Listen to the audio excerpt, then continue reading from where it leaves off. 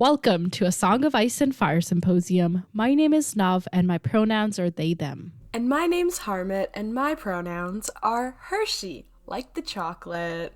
And this is A Storm of Swords, chapters 10 and 11, Davos and Jaime. In these chapters, Davos arrives at Dragonstone and Jaime and party pay a visit to the Inn of the Kneeling Man.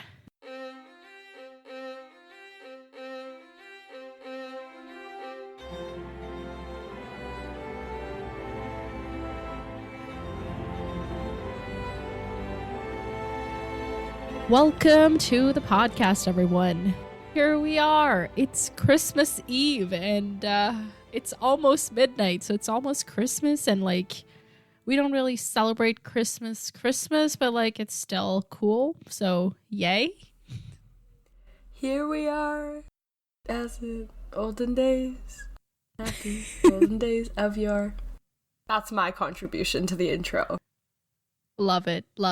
Okay, so Harmit, very quickly, who died in these chapters? Too many people. As it was happening, there were so many deaths that they mentioned. Nobody died. But there were so many they mentioned all the names of all the Stan people who died, and I lost track. Yeah, whatever. All the people in the Blackwater. We've covered it. Also, while that was happening, Melisandre apparently burned a bunch of people. Yeah, which has traitors. Those people too, yeah. And then was that just the people that had been previously captured? I was confused about that. I was like, who are these names? Yeah, they were previously captured, but they hadn't yet been burned, which I'm like, why were you sitting on that? Yeah, that's what I was like. Was it people we weren't gonna burn? And then Melisandre was like, let's just go all the way. Let's I don't know. Yeah, we don't get much information, and to be honest, when Davos said those names, I was like, who now? No, that was... I need to go to our who the fuck is chat. A bunch of, recaps of who's dead. Yeah. I don't think anybody, died. Melisandre almost died, but then they... Not really. Captured Davos, and does that mean that Davos gonna die, I know, Melisandre was nowhere close to dead. Even if, he had gotten to her, he was so weak that she could have been, flick and, yeah, literally no magic powers. Just, blow on him. He'd break into pieces, shatter. Blow him a little kiss. No. And then he's like, oh, that force... black magic. When in fact it was just him feeling woozy because it's yeah. Oh my god, yeah. But yeah, I don't think anyone died. I think it was just right. And then in the Jaime chapter, we learned that the innkeepers proper died, and then this guy who George R. R. Martin says the man who was not the innkeeper over and over again. We get it. Can't he just be the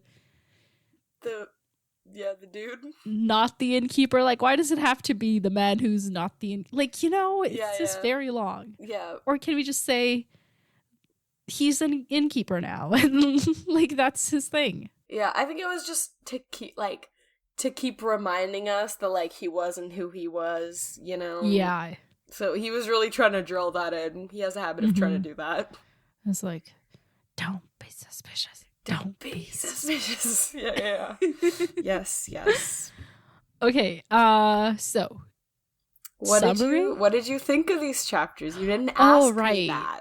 Okay, yeah, I'm sorry. It's okay. Please do tell me. Tell you what? What you thought of these chapters? Oh my god. Okay. Davos was okay, whatever. These chapters were kind of I was okay, I need to finish these chapters. But then the ending of both of them was so juicy that I didn't see it coming. And it was so fun that Davos kept the Illyrio thing and then the Edric thing. I was these are different eras that we are recalling. I was why is Davos just the connector of all of Westeros? Yeah, it was a nice little Westeros humanity coming in.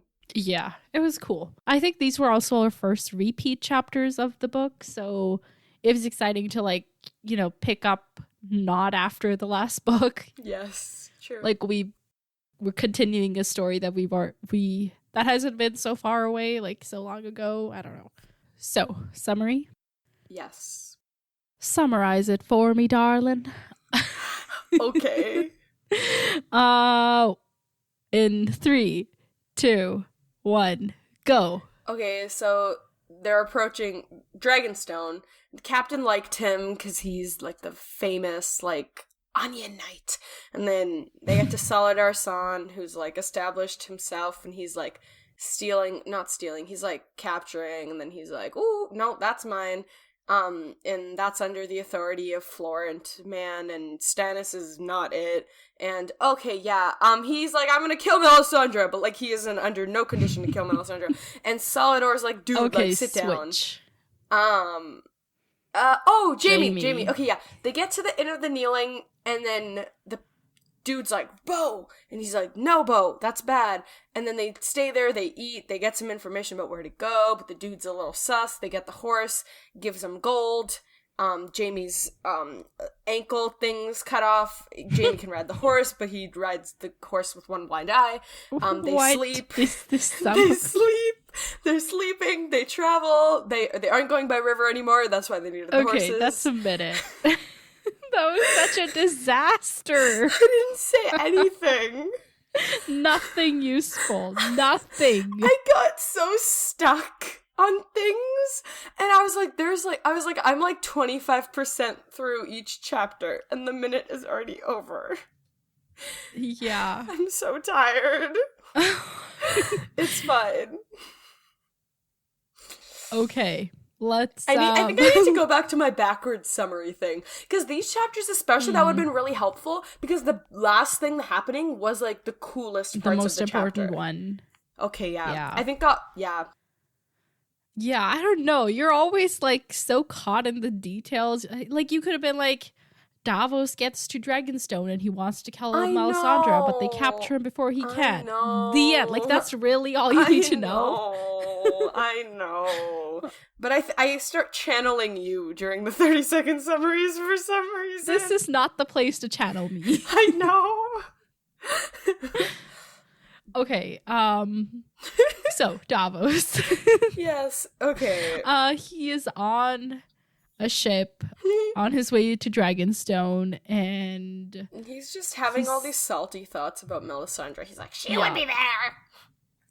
I don't know why he sounds like that.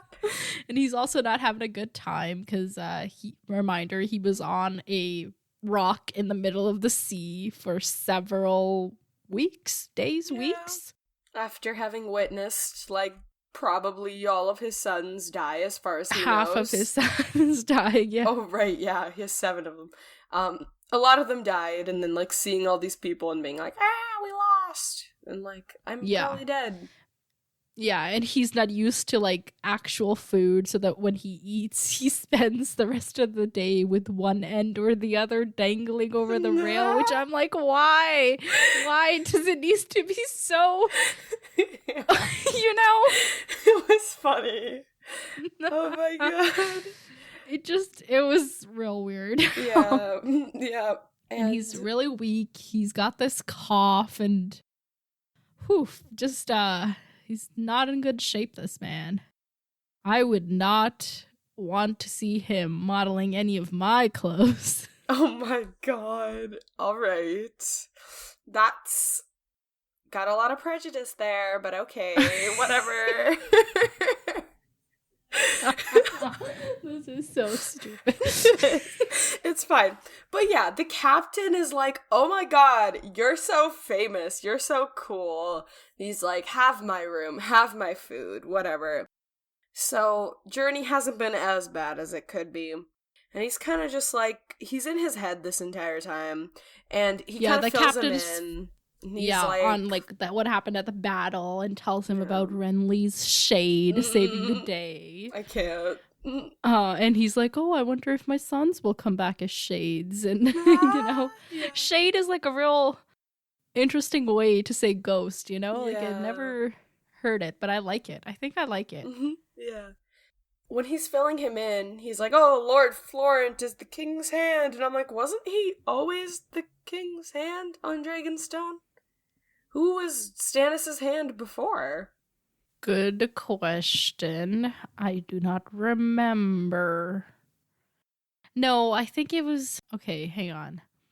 So the Florents hadn't actually come over to Stannis' side until after Renly died. Okay.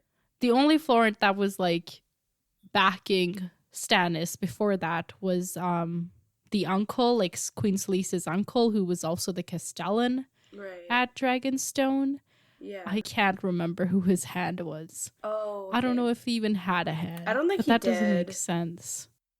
I don't think he had a hand. I think he was too busy thinking about himself to be like, But he... my partner in crime. You would think with all those extra fingers he would have a hand. Oh my god. Get it. Yes. Yeah, no. Clear. He didn't have this hand. I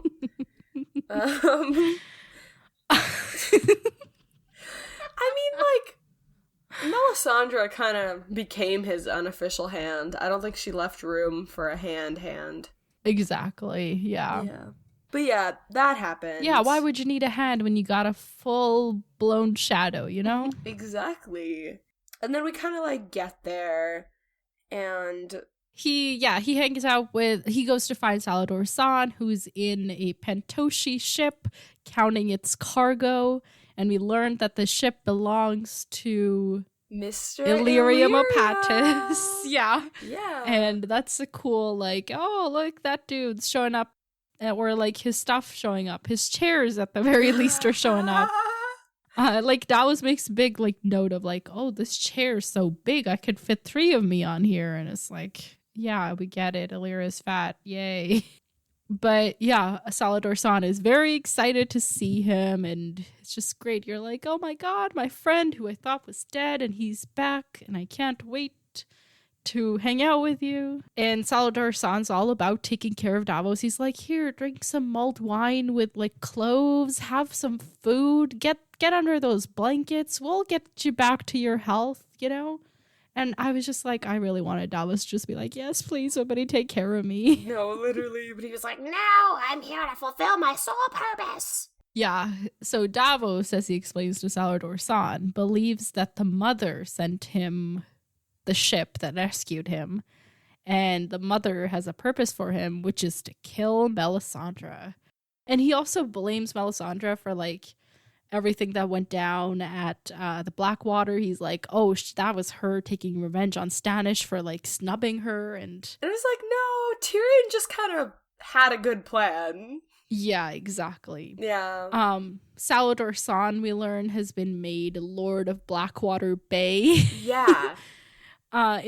Instead of, like, because they don't have any money to pay him, so they're just like, here, we'll give you a title. Yeah. And so now he can, you know, quote unquote legally take over ships and take over their cargo and all of that stuff. So yep. And he's like counting everything, like this man's kind of, he's like very, he seems, or at least he tries to be very organized. He's like, they think I wouldn't be counting this, they only have 42. I'm like, okay, go off, I guess, count your cargo. Yeah, that is his thing, like, you know. Yeah, anyway, so he is like, Davos, great to see you, man. Will you come work for me? We'll get you over to Bravos and we'll steal or smuggle some of their fancy wares and we can be so rich. Yeah. And Davos is like, yeah, no, I got a king, dude. I got Stan the man to serve. Like, I don't have time for you. Places to be, things to do. Exactly. And Salladhor Saan tells him that, like, that's useless because ain't nobody your here. King, yeah, he doesn't even come out of his room. Like, he's locked himself up. His queen, like Queen Selyse, runs the court with her uncle, the Hand, who's named himself the Hand, it looks like. Yeah. Oh, I think before that, the Hand was, like, Queen Selyse's brother. Oh. Florent. And this is the uncle Florent. Wow. I don't know. Okay. Yeah, I don't know. It's too many Florence with their Yeah. prominent ears. Yes. So, yeah, Stannis refuses to see anybody. He stays in with Melisandre, and they're just brooding over all the things and looking at their fires and all of that. Yeah, and this is when Davos is like, yeah, well, I plan to kill her. And Salladhor Saan's like, shut the fuck up. People could be listening. Let's not be out here doing this, okay? Yep. And Davos just won't stop. Like, he's very determined. Salladhor Saan's like, dude, I will, Like, just sit. Don't do this. We'll talk about this later. I just need you to go to Yeah. sleep. Like, come on. Like, he's literally talking to, like, a go 5-year-old. see your wife and your kids and, like, Yeah. hang out a bit, you know? Yeah, like, this, Melisandre is not going anywhere. Your health is. Like, sit down. Yeah. Yeah, so Davos is very determined, and Salladhor Saan's like, they're gonna burn you. If you kill the Red Woman, they will burn you for revenge, and if you fail to kill her, they will burn you for the trying. She will sing, and you will scream, and then you will die. Oh. And you have only just come back to life. No. This is when he explains, it's like, oh. He's like, I'm supposed to be dead, so it's just extra life. Extra life, where I get to struggle on a ship and then die trying to kill someone else. Yeah. And he just won't listen, and Salladhor Saan's like, dude, sit down. You don't have to be the one to do this. Like, I get it, Melisandre sucks, and we'll, like, hire the Faceless Men to kill her or something. Like, just chill out. Yeah. But Davos wants to do it, and he won't hear no. So Salladhor Saan's like, just get the fuck out of my face. I don't want to see you. And he tries, like, last little bit. He's, like, trying to emotionally blackmail him. But, like, Davos is so gone. He's like, oh, great. When they burn you, I'll gather your bones in a sack and give them to your sons and your wife so that they can wear them in little bags around their necks. Which is... And even that didn't work. Like, it's just so... I really felt this from his perspective, it's just like you're... Salladhor Saan's a good friend. Yeah, like, but it's just like, you feel so helpless when you see, like, a friend, or, like, someone who's, like, even with direct family sometimes, but with direct family sometimes you can literally just be like, shut the fuck up, and, like, sit down, but with, like, like, farther family, I don't know if... Does that make sense? Farther family? Just say friend. Friend or, like, farther fam. Either one. You're, like, I'm trying to say, like, not, like, immediate family.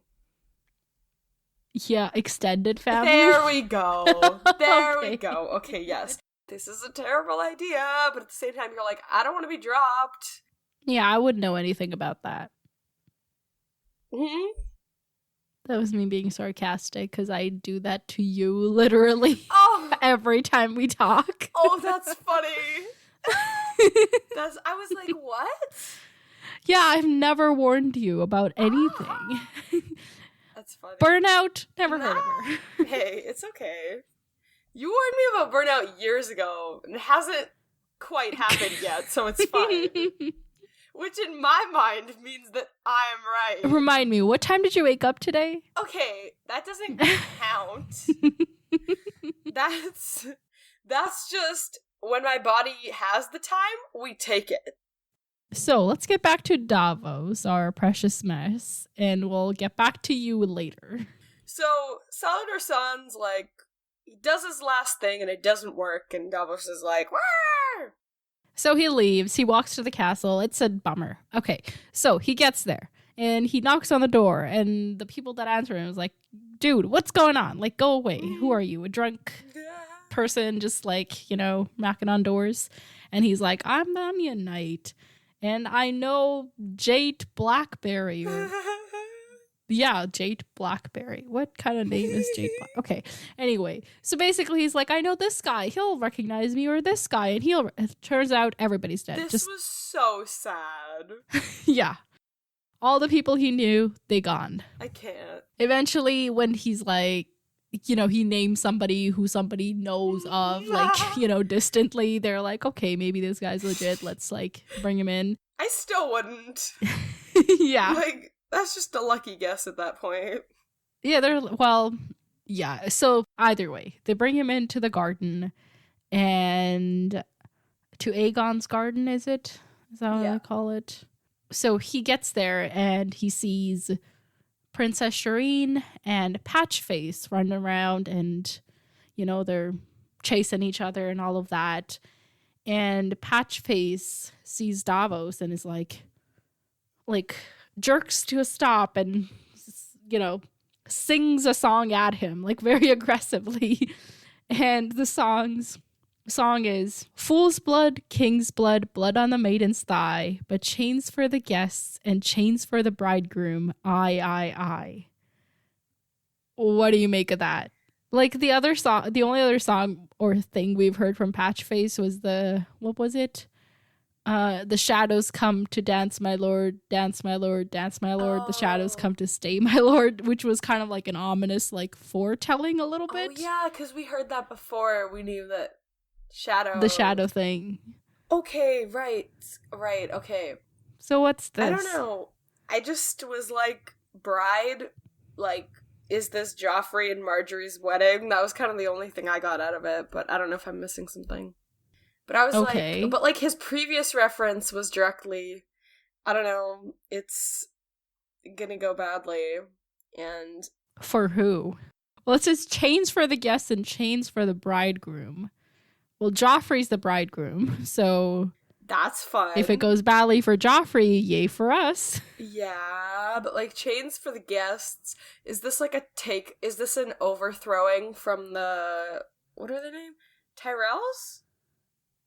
Oh, are the Tyrells gonna overthrow the Lannisters? Ooh, that'd be cool. Or like try to. I do not think they'll be successful, but I don't know, I feel like it could point to like an attempt. And King's blood, like Joffrey's king, so that makes sense. Yeah, but at the same time, like, his previous song was about like, and also Joffrey's a fool, so that also makes sense. Sorry. No, I don't think that's what the fool's referring to, but valid thought. Blood on the maiden's thigh.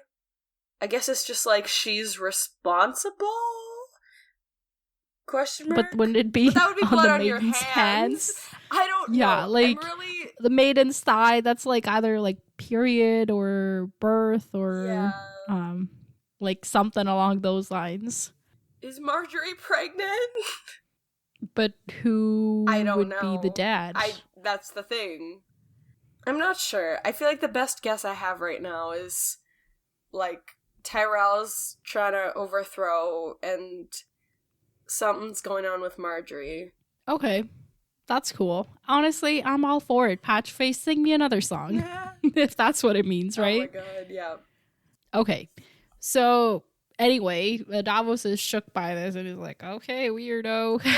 And they run off, and then in comes another little boy that rams into Davos, and they both fall to the ground. And the kid is Edric Storm, Robert's bastard. Yeah. And he is very obviously Edric Storm. Like, he looks the part. Mm-hmm. And he's like my dad's so cool. He taught me to fight and he got me a warhammer, but they made me leave it at Storm's End. Yeah, and it's and like, he came to see whatever. me yearly. What a great man. Yeah, he would have never did what my uncle did, but that's just what he's like. Yeah. My uncle cut off your fingers. That wasn't cool, man. And Davos is like, it's fine. I got most of them. Yeah. So, Edric, I'm like, yeah. So Stannis went to see him yearly? Not Stannis. Like, King Robert. Almost yearly. As he says. Yeah, this was odd. And I was kind of like, what? But then, like, I kind of thought about it. Do you remember the story of this kid? No, not really. Okay, so he is the son of one of, like, Lady Salice's, like, cousins or something. So, like, a Florent lady of the House Florent. Mm-hmm. And he was conceived by Robert and this, I don't know her name, unnamed Florent lady. in Stannis's like marriage bed, like while everybody was out celebrating. So, oh my yeah. god.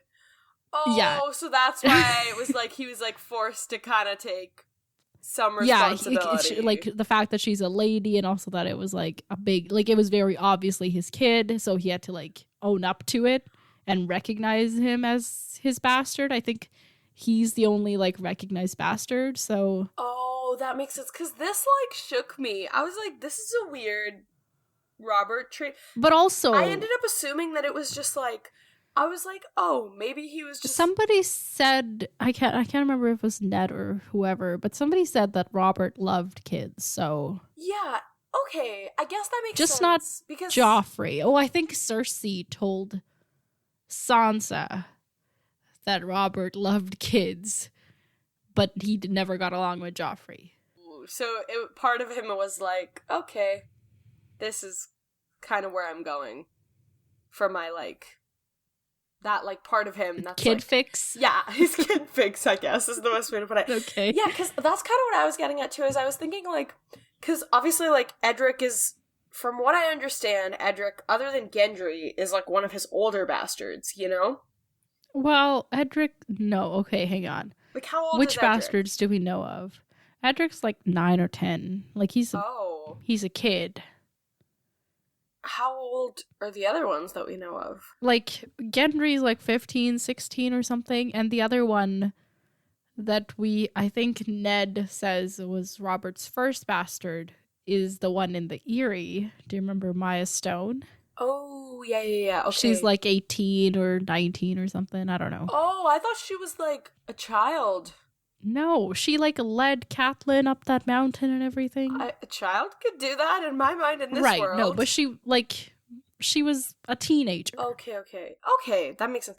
Okay, because I was thinking, like, in my mind, I was like, okay, he's an older bastard, so maybe it was, like, before Cersei got to him, you know, because, you know, Cersei, like, killed off all the other ones or whatever. Yeah, no, Cersei, like, it would be very obvious that Cersei did something because he's, like, recognized as Robert's bastard. Okay, gotcha. Yeah, and also, like, he's not low, like, his mother was a lady, so that's, like, a big deal to them, so they can't just, you know, write him off. Okay. Damn. This man, Robert, needs to keep it in his pants. Well, he's dead now, so... Right. You know... Davos is just noticing how much like Robert and Renly this kid is, and is like, oh, I don't like that. So anyway, the kid like goes off, and then like a bunch of guards come over with Sir Axel Florent, the hand, right? That's the guy that's the hand. Okay. So many Florents around. And they are wearing like the fiery heart on their crests and everything, and it looks like it's literally just the fiery heart and not the one with like Stannis' sigil in the middle. So they're like, we don't care about Stannis, we're all about the Lord of Light. Right. The Queensmen, as they call themselves. Mm-hmm. And they come over and they're like, first off, how are you undead? Or not dead? Yeah. I guess not undead. How are you alive? That's the question. And he's like, well, I am. What are you going to do about it? Capture you and take you to the dungeons. Yeah, so the dude's like, I've come to take you to the dungeons. He tells everybody to seize him, take his weapon, because he means to use it on Our Lady. So they know exactly what he plans to do. Yeah. How do you think? Melisandre, obviously. But like she saw it in the fire or something kind of thing? Yeah. But no, also, like, so nobody, like, overheard him. I don't think so. Somebody that overheard him and then... Because he was over there. Like, I feel like there would have been some... Obviously, like, Davos isn't, like, fully... It all happened too fast. Yeah, like, obviously Davos isn't fully aware, so someone could have, like, you know, taken a different path or even been in front of him and, like, him not known. But I just feel like, to me, that's just less likely. Like, Melisandre knew the whole poison thing. Mm-hmm. So it just makes sense to me that she would know. But also, that dude was not being very, like, covert with his poison mixing. Yeah, but, like, yeah. Part of me also, like, I don't know. Some part also, of me she, like, drank the poison even though she knew it was there. Yeah. And it didn't affect her. Do you think that if he had actually stabbed her that she would have died? That's a good question. I don't know. Yeah, like, even if she knows, the reason she would prevent him from doing that is if she's worried about the stab, you know? Right. But I think it's more like, I think the prevention isn't about, like, oh, this stab's gonna hurt me. I would assume that the prevention is like, let's just get this man out of the way, because if anyone can, like, talk to Stannis, it might be him. Okay, I guess. Yeah, and she's just using, like, the justification that he meant to stab her as the reason to put him in the dungeon. I think so. Because then it lets her control Stannis as she wants. Yeah. Okay, I guess that's true. But he, like, yeah, I don't know. Like, he pretty much intended to go straight at her. But I guess since she's with Stannis, so he would have had that opportunity to have, like, FaceTime with Stannis, which she can't have, so... Or she could have just met him, like, in the yard, and he, like, with guards, and then, like, they attack her, or he attacks her, and the guards will just hold him off because, you know, he's weak. Right. Anyway, it doesn't matter. Okay, that's why am I getting logistical about something that didn't happen? I'm channeling the inner me. Let me channel the inner somebody else. Yes. So. But then, like, I don't know. At first, there was a part of me that was like, Saladar Sarasan's a snake. And he sent him after him. Like, I don't know. What if he's not actually loyal to Davos as a friend? That would be so heartbreaking. Yeah. But then I'm like, hopefully that's not true. But I don't know. Like he could have. Just because he also was like, hey, Stannis, come with me and do this. So he's not getting that benefit anymore. So why not, like, get that additional...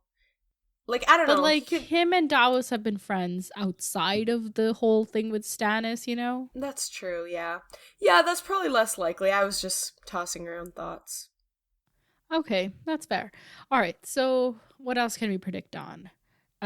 Okay, so he's gonna go to the dungeon. What's gonna happen to him? I don't know. I feel like Melisandre will go see him. Okay, and what will she have to say? I don't know. She'll probably be like, so, she might, like, I don't know, though. Because everyone's like, oh, she's got Stannis under her control. So, like, initially I would have thought, like, oh, maybe she's gonna be like, do this for me. Like, I don't know, convince Stannis of this, or, like, do this or something. But I don't know. I just feel like we're gonna get a juicy confrontation. Okay. Well, I like juicy confrontation, so and I feel like maybe bring it on. Maybe someone, because people will probably hear about this, or maybe they'll hide it. I don't know, but I hope that people hear about this and then they'll be encouraged by it, because we kind of had that moment of, like, when he was walking past, like, everyone was kind of like he's kind of noticing, like, the lack of people and the lack of enthusiasm for what's happening. Like, Stannis is inside, and, like, everyone else is, you know, their windows are barred, their doors are closed, like, no one's... It's such a different atmosphere, like, no one has... So this will inspire people to revolt?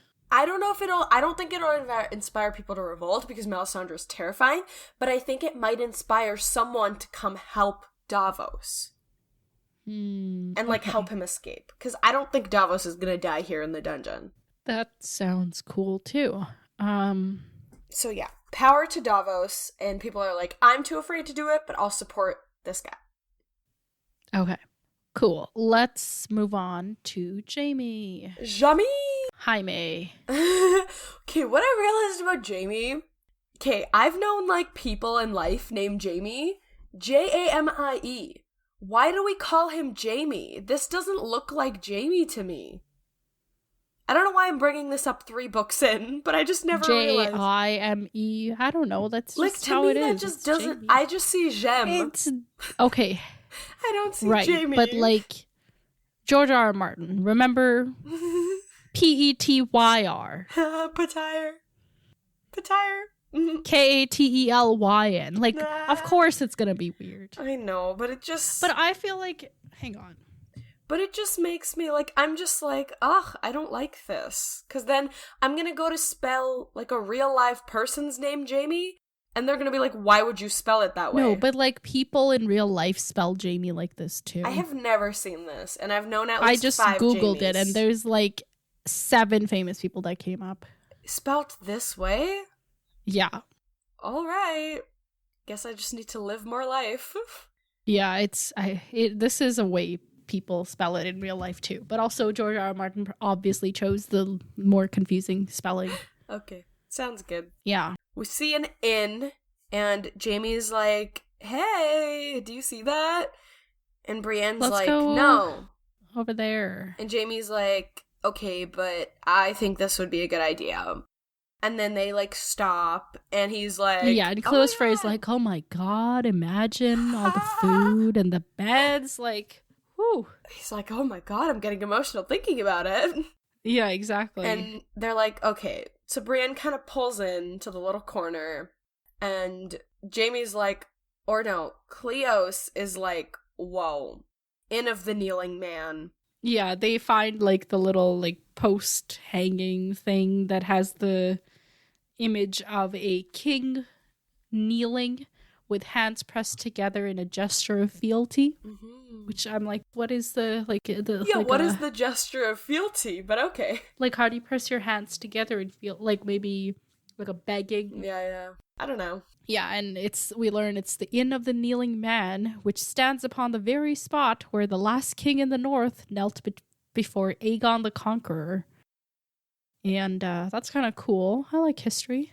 Yeah, I wonder what the symbolism has to do with, like, our current situation. Is this, like, no, Rob, just kneel? I don't know what I want Rob to do. I don't know. I think I'm putting too much on this. It's just an inn that's got a cool name. Yeah, but yeah, it's interesting. And he hears horses and he's like, ooh, escape. This is a great place to be. Yeah. So he pushes through and opens the door, and there's a kid, like about 15 years old, got a crossbow pointed at Jaime. And lion, fish, or wolf. Yeah. And he's like, oh, well, we were hoping for some capon. He's just being clever and whatever, Yeah. He's being Jaime. Yes. And he's pissing the kid off. He's like, I'm gonna kill you. Nah. Until the man who's not the innkeeper comes in and is like, it's fine. Sit down. If you pay, we'll give you food. Mm-hmm. It's fine. And yeah, he's like, we've got bread, but it's hard and stale, and the food is stringy. And Jaime's like, well, that's one honest innkeeper, which is when the man's like, well, I'm not an innkeeper, actually. My wife and I came upon this inn, and we found it because we found the other innkeepers dead, so now it belongs to us, even though we're still not the innkeepers. Like, what? Yeah, it's a like, weird... if it's yours now, like, then aren't you the innkeepers? Yeah. But I get it that they're more than the innkeepers because they're, like, shady and whatever. Yes. And also he's got this wife that's, like, off doing something, and he's like, yeah, don't worry about her. Yeah, totally. So is it like he sent her off to warn their friends as soon as he saw Jaime and all of them coming up? I don't know. Maybe, or maybe it's just like the wife or was is there just no there? wife and it's just more like plausible story for, like, a husband and wife. We're just hanging out in the woods. Don't worry about us. I think it could be anything. I think it could be like maybe I don't think it's like, oh, he just sent her off. I think it might be she's been there for a bit and they're like, oh, eventually, there'll be people or something. But that's also less likely because, like, this area hasn't been super, like, there hasn't been too much happening. But I don't know. It could be fake. It could be not. But I don't really think it, like, I don't know. I didn't think too much of it. Okay. Yeah, anyway, it's just a weird vibe. Yeah. It's shady. Enough to give you the gut feeling where, like, it's shady. And it's this. like this weird, like, in Davos's chapter and in this chapter, like, like Salador San is kind of one of those people really profiting off of what's been happening, and like this person kind of seems to be doing the same thing. Like, you know, the innkeeper wasn't there, probably due to like bad things, and then he kind of stumbles upon it. Right. Okay, so we know he's got like friends, you know, some kind of outlaw friends. Some kind of, yeah. Something. Right. And this is like a great way for them to lure people in. Yeah. So yeah, they're they're all kind of just they're using what they get, and it's not usually good. Right. So anyway, they sit down, they eat, and they, you know, the dude asks about River Run because they've got the Tully sails, which I'm like, get those replaced, because that's like gonna get you nowhere. Yeah. Because you never know who you're gonna run into. Oh yeah. And they give him news like, oh, Hoster Tully's dying, but his kid's fighting battles. Like, whatever. Boring. They obviously don't give him the juicy Jaime Lannister escaped and now everybody's out on the run looking for him, you know? Yeah. And they kind of like tell them their plans a bit. And she's like, oh yeah, like, gonna go to the sea. Well, not even... He doesn't even address Brienne. He thinks, well, he turns to Cleos like by default because Jaime's in chains, so he's not in power, and Brienne's the woman, so like obviously, right? But it's like he'll ask Cleos, but then like someone else Brienne would answer until eventually he gets the idea. Like at the end when they're going off on their horses, he like actually just straight up addresses her, which I'm like, yeah, but it took you at least while. Something came of this. Yeah. Yeah, but she's kind of like, yeah, we've figure out like their exact kind of route. So along the Trident to the sea, then at Maidenpool they're gonna ride. They plan to just go down the river. Yeah, but he's like, no, don't do that. That river is not good. Yeah, outlaws ain't gonna work. The Lightning Lord. So apparently, Lord Beric is the Lightning Lord. Yeah, they call him that because he strikes so sudden, like lightning from a clear sky. It's said he can't die. Okay. Also, I think his sigil has a lightning bolt in it. That's so funny. Yeah, so... Okay. Yeah, so Beric Dondarrion and his dudes come up again, you know? Yeah. And Thor's a mirror, and they're running around somewhere. Yep. Go off, I guess. Yeah, I wonder if we'll ever actually see them or just keep, like, hearing these, like, tales, and then it'll be, like, you know, 10 years in the future, and it'll be like, oh, yeah, they're still at it. Oh, you know? My God, yeah, true. Like, the war's over, it's all peace now, but they're just still at it. That's funny. Yeah. They're, like, haunting. It's, like... Haunting, like, the... Them and Nymeria just, like, wandering the woods somewhere. True, yeah. And then he kind of suggests, he's like, oh, well, yeah, like, you don't want to run into the Lord Beric, you don't want to run into, and like, yeah, regardless of if you get through the Outlaws and Lord Beric, then you still have the Ruby Ford before you, and like, who knows who's holding that, like, this is too dangerous, you should go over land. By land. And just don't go to the main roads, and just, like, be careful, and you might actually survive. And also take this one very specific road, because I promise it's safe. Of course. And he's like, we have horses, but you can't have them. Okay, but can you show us them?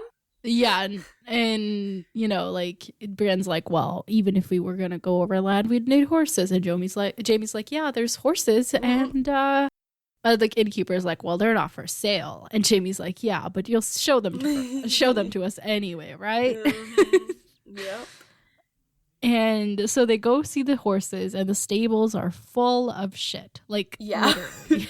But there's only 3 horses, and it's like, where are your friends? Mm-hmm. Where are your friends? And Jaime's like, you know, sizing them up, and he's like, oh, they're barely worth anything. Just, like, pay him what the least you can. Mm-hmm. And Brienne's like, no, I'll give him a gold for each one. And also I'll get provisions and all of that. And the innkeeper's like, oh, well, I bet you'll want to stay the night as well, right? That'd be cool. And Brienne's like, no, we're not doing that. And Cleos is like, oh, but the feather bed. Oh my God. Cleos is honestly kind of me. Like, I just want to, by this But point... like, he does not realize is that feather bed is going to be your deathbed, dude. Like, True.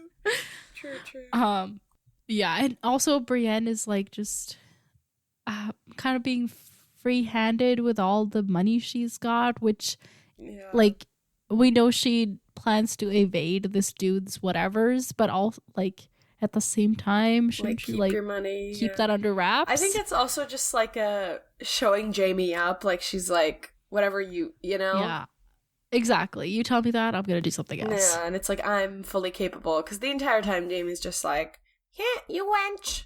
So. Yeah, and he's just like, and finally they like make a deal and they're gonna like, get some food and the horses and they're gonna be on their way. And Jamie's like, yeah, let's get on with it. There's too much horse shit here. Wink, wink. He's he's trying to like play it up to be like, I hope she gets it, which Brienne is smart. She gets it. They they take him. There's like a smithy back on the back of the inn, so they take him there to get like the chains off his feet cut off so that he can ride the horse, but she keeps the chains around his wrists because he's still a prisoner and she doesn't trust him, which she shouldn't. Yeah. And this is where he kind of gives that suggestion of like, you go south by east, this specific at that burned village. I'm like, okay, buddy, let's tone it in. Yeah, so they get on their way and they pass the burnt village and they come across the crossroads, and Brienne takes the road that the dude suggested against, and Jaime's like, that's exactly what I would have done. He's pleasantly surprised. Yep. And Cleo still, like, doesn't get it, and it's like, but the innkeep said that we shouldn't go down that way. And yeah, this is when Brienne's like, yeah, no, come on, clearly this is a setup. They want to lure us into the trap, and let's not oblige, Yep. And she's like, like the river versus land stuff kind of made sense. I shouldn't take that risk, but this part, we ain't listening. Oh, yeah. Oh, by the way, they also sold him the little boat they had. I mean, not that they would, like, lug it anyway. Yeah. They didn't have enough, like, a way to. Yeah. But, yeah. And then they're kind of traveling, and then, like, halfway through the night, they're all just kind of so groggy and, like, unable to keep going. Yeah, but they've put enough distance between the inn and themselves that they can be like, okay, fine, let's rest a little bit. And he keeps bothering Brienne and keeps calling her wench, which she corrects every single time. And she refuses to, like, rise to the bait, which he's just, what's the word? Pushing her buttons. Yeah, pushing her buttons, like badgering at her, poking her, just all of that stuff. And there's this, like, this whole almost this whole chapter is his past, and is like, they're in this peaceful space, and Jaime's like, oh, the war has not touched this place here. He was glad to be here, glad to be alive, glad to be on his way back to Cersei. And it's like, oh, right. This dude, he's got some messed up relationships working. Yes. It was kind of like a shock to the system to remember just like who Jaime was. Yeah. Because I was just like, la la la la. Yeah, he's traveling. This is a prisoner adventure. Yeah. Then you're like, oh no, it's Jaime Lannister, JL. Yeah, he asks Brienne if she has any siblings, and she's like, oh, I was my father's only. And then she says child, but she meant to say son. And Jaime's like, ha, ha, ha, that's funny. You're not a man. Ha, ha, ha. Yeah. Okay, now I have thoughts. Like, is this an indication that Brienne may be trans? But then also, like, or she just identifies more with the things that are assigned to men in this universe, which is what I think it is. I think that's what it is. Yeah. Sorry. I had to, like, explore that thought a little bit. I feel like that would be an unfair assumption for us to make without having a Brienne chapter. Because assuming that is kind of us being like, oh, you can't identify as a girl and, and want to do these things in this universe. So I think, like, unless we were in Brienne's head, it would be kind of wrong of us to go that direction. That's transphobic. No! That should have been your line. my Okay, God. sorry. Let's explain what we're doing. Yes, okay. Because we're being weird. Yes. Okay, folks, we're really fucking tired right now. And to motivate ourselves, we gave ourselves like these weird personas that we're not. And Harmouth is a quote unquote activist, but that doesn't actually do anything. Yeah, It's I'm just like a social media influencer type activist. Yeah. And I'm what am I? You're an aspiring supermodel who's into horror. Yes, I think I totally forgot about the horror part. That's okay. And I kind of let it go. But I gotta say, so we came up with the personas for each other. I gotta say, I came up with a better one. Excuse me, my persona was iconic. What do you want about? I think I want to be the persona that I gave you. That's what it is. Okay. It's about me. It's not about you. Yeah, okay. Sorry. So that's why we're being weird. Every time until you reference something, I forget, and then I'm like, oh yeah, that we're doing this. Yeah. But no, like even like in all seriousness, that still stands. Yes. Yeah. It's it's just a thought I had that I was like, oh, what does this mean? But yeah, you're right. Being in Brienne's head would definitely be a better way to make, heads or tails of that. Yeah. So, they're like, oh, yeah, she calls him Kingslayer, and he's like, oh, can we stop with that name already? And she's like, well, it describes pretty much who you are. And he says, well, looks to me like we're both Kingslayers, because I bet you killed Renly. I wish I'd thought of blaming Aerys's death on a shadow. That was a clever idea. Okay, this backstory kind of broke me. Okay, hang on.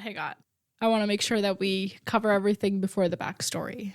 Yeah, okay, so I think, so we get backstory and then we do a little bit of dialogue again and then backstory again. I want to cover the dialogue and then cover the backstory all at once, okay? Yeah, so he's like, okay, whatever. He's like, you didn't know Aerys, like, you need to just shut up. Exactly, and we're both Kingslayers, and she's like, also a little bit of misogyny where he's like, oh, was it because Renly spurned you, or was it your moon's blood was on you? Oh my God. Can you imagine?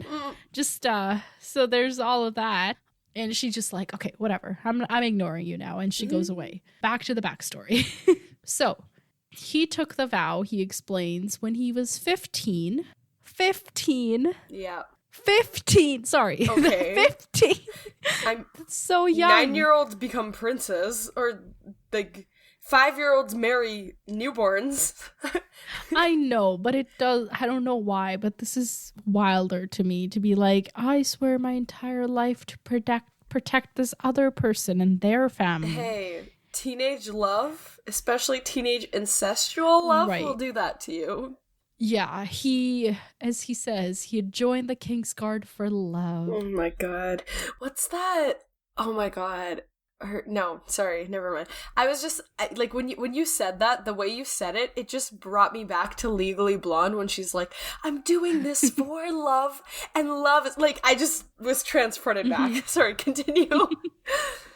Let's transport back to the back story. Yeah. Okay, that's a lot of backs. Okay, so this is a story. Summoned Cersei to court when she was 12 because he wanted to marry her off to, somebody like Viserys, which is like, oh, can you imagine? All of these like potential marriages that they introduced, I think was what really broke me. I was like, Viserys and Cersei, Rhaegar and Cersei, or Jaime and Lysa. Okay, about Lysa. So this whole Jaime thing happened. And then there was someone in between, right? Before Jon Arryn, and I can't remember the in-between person who was supposed to marry Lysa. I don't remember one either. Because wasn't it like her and Catelyn were supposed to get married at the same day, but then... But this was before... I know, but I was trying to remember the Lysa thing and like who it was that Lysa was supposed to marry. I don't think there was like a set. Like, I don't think she was betrothed to anybody before Jon Arryn. Oh, okay.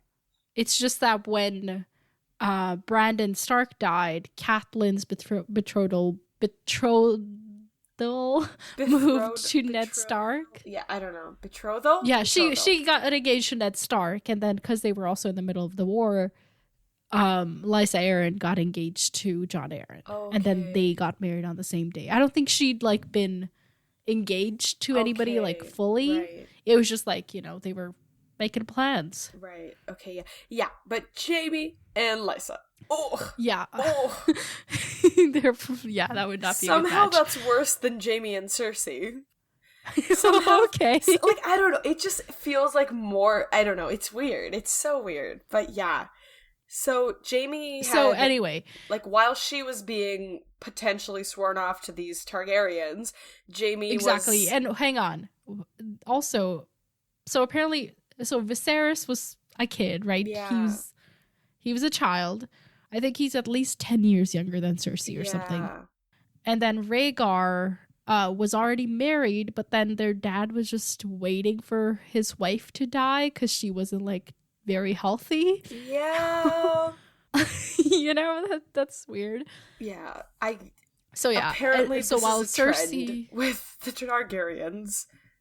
Yeah. So while Cersei spends her, ages 12 to 16 at court waiting for somebody to marry her, Jaime is squiring for this Sumner Craighall dude and fighting against the Kingswood Brotherhood and all of that stuff. And he becomes knighted because of his feats and that whole thing. And so I think at one point he's returning to Castle Rock and he stops by at King's Landing, which I'm like, how do you stop by at King's Landing? It's literally on the other side of the country. Like, Yeah. It's like us saying, like, we'll stop by New York on our way to LA. Like, what? Yeah. That doesn't make sense.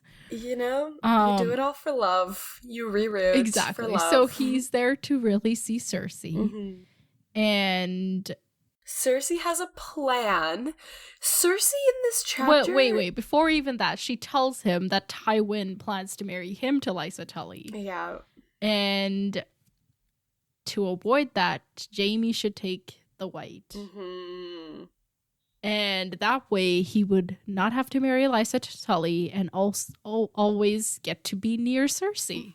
What a foolproof plan. Yeah. And Jaime's like, yeah, well, that's never gonna be cool with that. Okay, so she's like, oh yeah, but Dad can't do anything about it because, he's the hand and Aerys is the king. Aerys is the king. Even if he weren't the hand, he wouldn't be, like, even as hand, he can't do anything. Exactly, because king. And, so Sir Ilyn Payne used to be the captain of what's the Hands Guard? I thought we just had a King's Guard. No. The captain of Tywin's house guard. You know how Ned had his guard, and then he had like Alan or somebody was the captain of his guard. Oh, okay. So Sir Ilyn Payne was the captain of Tywin's guard, and apparently he boasted that the king was not the one who ruled the Seven Kingdoms; it was the Hand, and for that, Aerys had his tongue ripped out. So now we know. That is wild. Yep. And Tywin couldn't do anything to stop that, and he wouldn't be able to stop Jaime from becoming the Kingsguard either. Yep. And then Jaime's like, well, then I would have to give up Castle Rock. And she's like, well, do you want the rock or do you me? Want me? Do you me? Do you me? Sorry, it says, is it a rock you want or me? And I think in my head, I just kind of mushed it all together and spat it out. What do you mean? Yeah. And apparently she sexed the hell out of him and convinced him in one night to give her his consent to become Kingsguard. Yeah, okay, how did she just freaking... So, yeah, how does she manage to get it done? Like, how? Because, okay, so it's the Kingsguard, and the king chooses the Kingsguard, And within 2 Yeah, weeks... like, how does she have influence over that, Yeah, like, did right? she... Right, like, she can convince Jaime, but how did she convince the king? Yeah, because it's like, okay, she can't... Because normally I'd be like, oh, she, like, went through Tywin, but obviously she didn't go through Tywin for this. And I'm just like, how did this girl, like... Well, she's been at the court for 4 years, so, presumably she's made some friends. But still, like, even for Cersei, this was impressive. Like, I was like, wow. Yeah, this was a little... Yeah. Like, how did you even You're pull that right. off? Like, that... It is quite a feat. Yeah, like, I don't know. That was wild. But then, so, she was successful, and, like, within 2 weeks, Jaime got a letter that was like, hey, yeah, you've been chosen. Wait, hang on. Maybe she, like, suggested it, and then the king was like... Oh, yeah, this man's amazing. Yeah, like, king had, like, other reasons to be like, yeah, that's a good idea, right. That's possible, yeah. I don't know. Either way, like, go off, girl. But... Yeah, so a month later, Jaime gets a letter and is like, hey, come over and we're gonna make you Kingsguard. Yeah. And that means that he no longer had to marry Lysa Tully, but his dad was so mad that he resigned as Hand and took Cersei with him to Castle Rock. And I think we've talked about this before, where we were like, does Tywin know?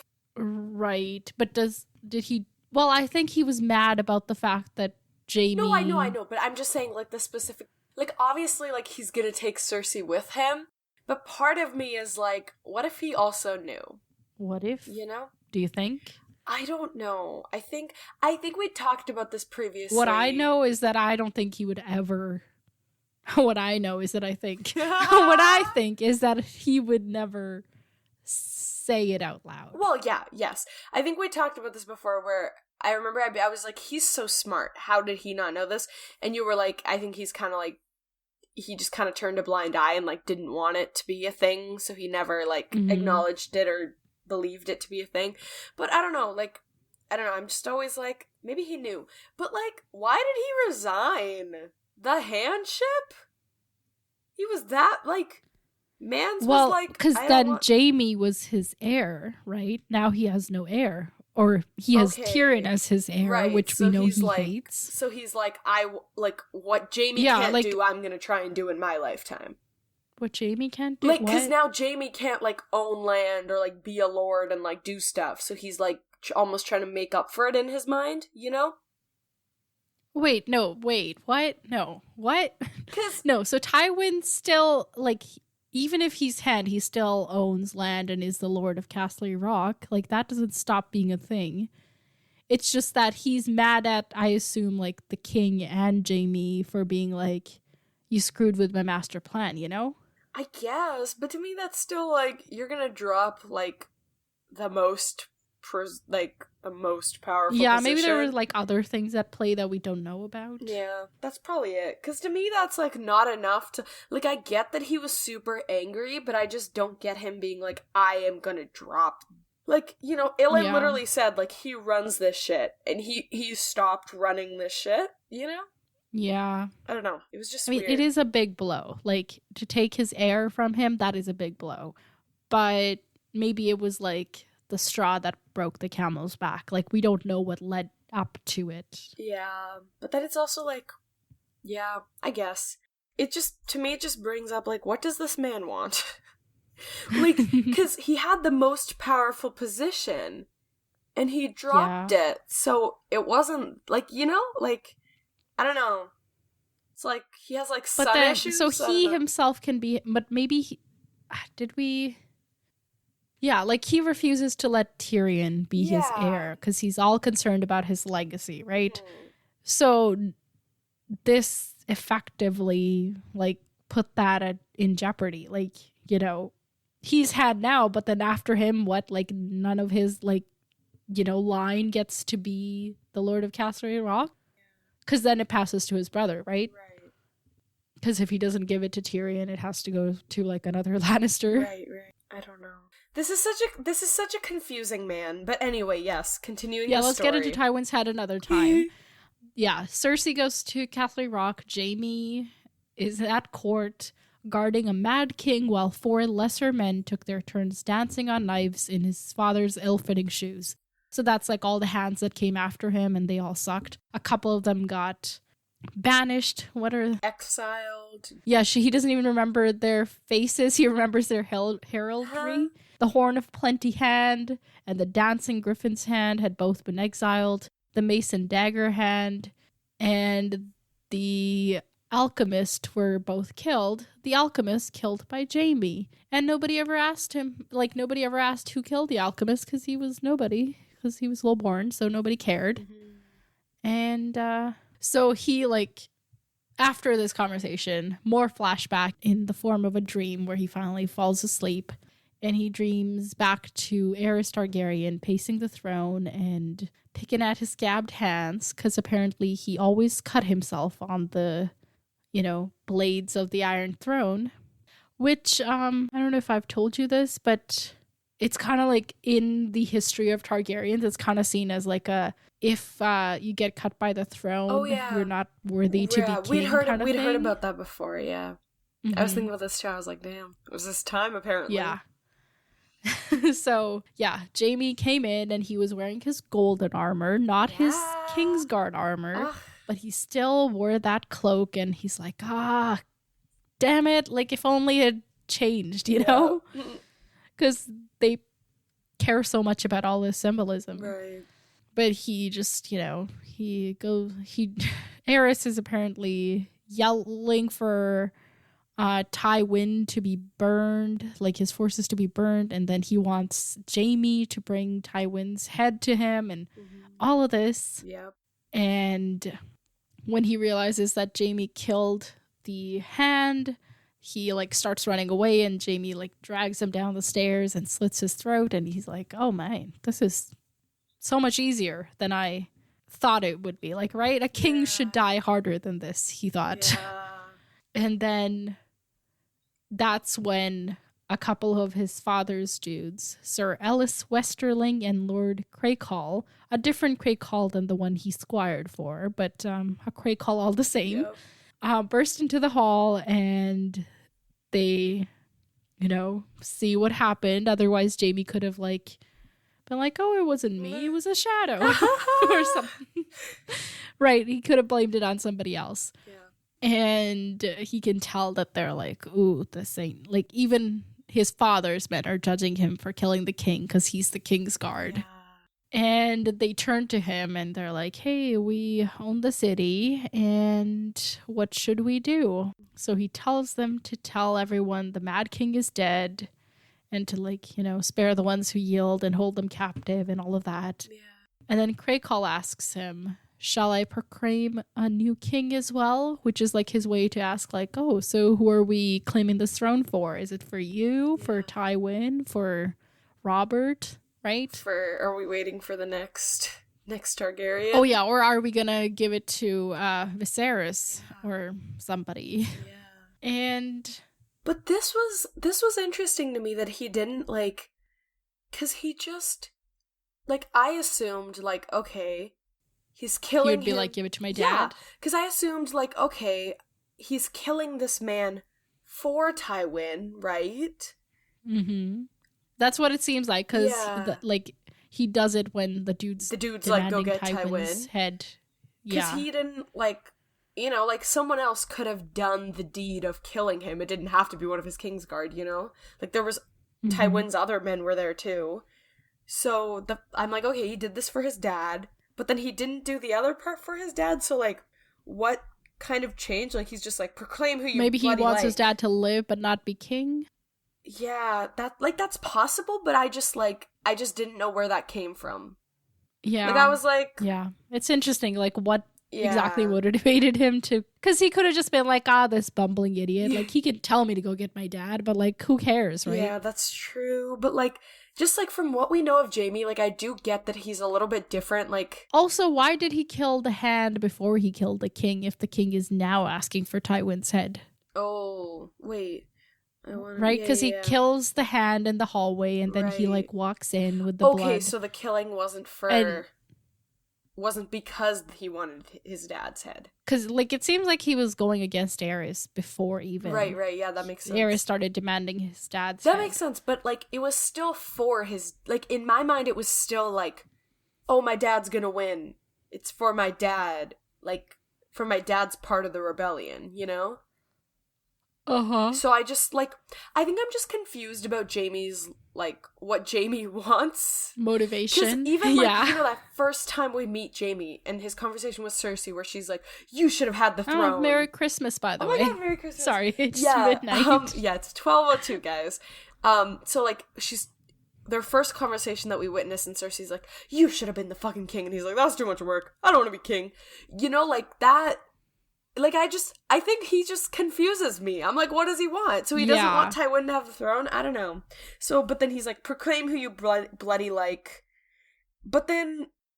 Yeah, and then he goes and sits on the throne himself. Yeah, and this is when Ned walks in, and Ned's like, oh. Right. But it's like they both misunderstood the other person.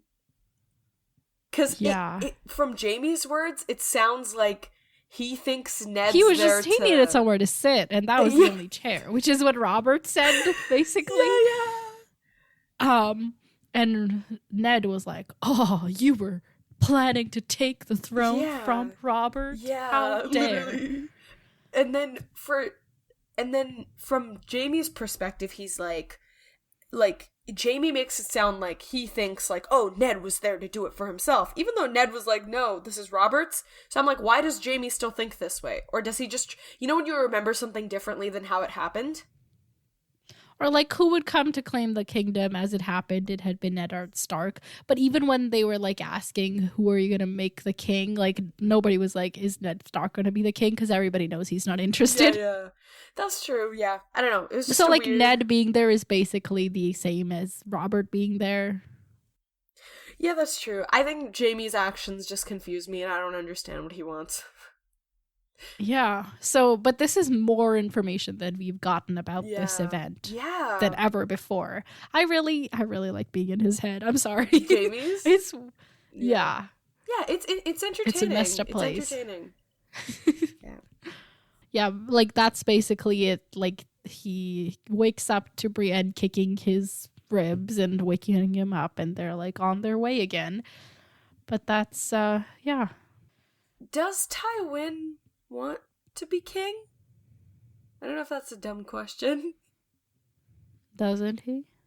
I guess. Like he was already had, and he gave that up willingly. Yeah.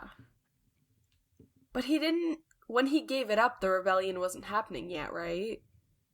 So... No, I don't think so. So he didn't give it up and be like, oh, it's fine, we'll be in another position of power soon. He gave it up knowing that he was giving that up. Mm-hmm. So that makes me think that his, like, intention isn't like, I'm a big king, you know? But I'm sure, like, obviously he wants Joffrey to be king, or, like, he wants his family. Somebody on his side to be king, and then him to actually be ruling. Yeah. I think. I don't know. I'm so confused. These people... all of my thoughts in these chapters are just about the Lannisters and how they confuse me. Yeah. Yeah. Yeah. I will tell, like, we will learn more, and it will make more sense. Okay. But you're right to question all of it. Okay. I'm ready to learn more, because what are these people doing, and why are they doing it? Yeah, it's quite the study in the human psyche. Yes, 100%. Okay, questions. Are they gonna, like, have they escaped these, whoever was about to get them? Yeah, I think so. They're, like, that's in the past, no more danger. I think so. Same question, are they gonna make it to King's Landing? I'm gonna say yes, naively. Okay.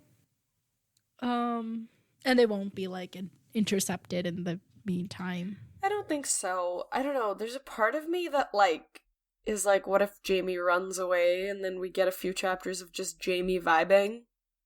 I feel like that's possible. Vibing in a bad way. That would just be a whole chapter in Jaime's head, which might bring up some cool things. I don't know. Or it could be really frustrating because he's kind of a frustrating dude. Yeah, it's probably a bit of both. But I don't know. Part of me's starting to think that Jaime might actually successfully, like... Make it? Yeah.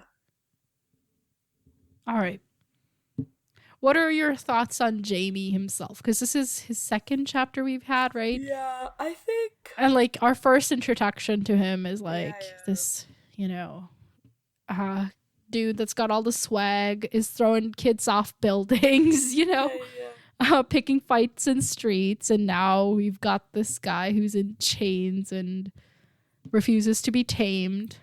I don't really know. I think I'm just going to end up being a broken record if I try to give his thoughts, because I think I'm kind of confused about what I think about him. I need to better understand why he does what he does before I can like, you know, make an opinion on him. That makes sense. But I think so far I'm just kind of like, he's a douchebag, but an entertaining douchebag, you know? Yeah. And like, part of me is like, oh, he's doing it for love. like I think what even though it's incestuous. Yeah, like I think, you know, I think the thing that kind of draws me more towards liking him is that, like, he really isn't in it for the power. It literally is just like, he's so far his actions have been motivated but terrible actions, terrible morality, like, let's say that. Yeah.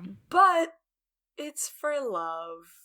You just want to have fun. Like, it's kind of like, he's kind of just like a, you know, like, I feel like in an alternate universe, we could catch a beer and, like, vibe. Not that I would be drinking beer, but, like, you know what I mean? Like, in an alternate universe, I could like Jaime as a person.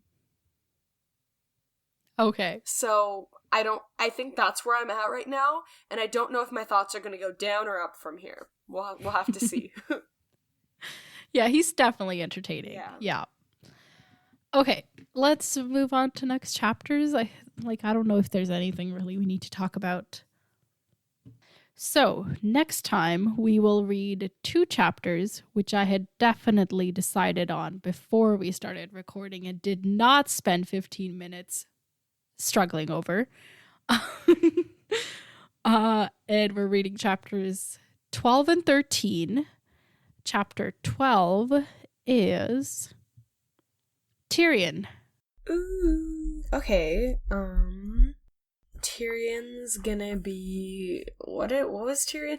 Oh, he talked to his dad. His dad was like, "Get out of my face." Yes. He was like, "I want Casterly Lock." He was like, "Ha ha ha, no."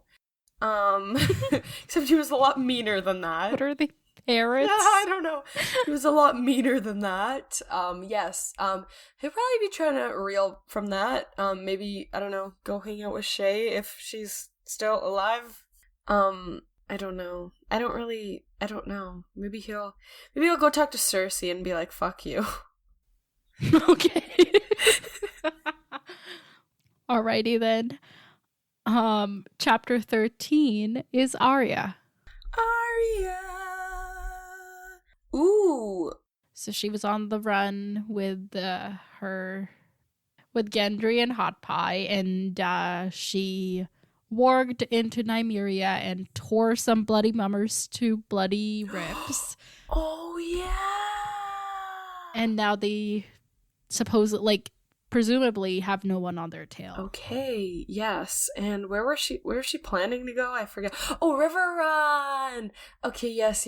Okay, maybe, I don't know, I guess traveling, reaching River Run, you know, the vibes. So she's gonna get to River Run. Hopefully, yeah.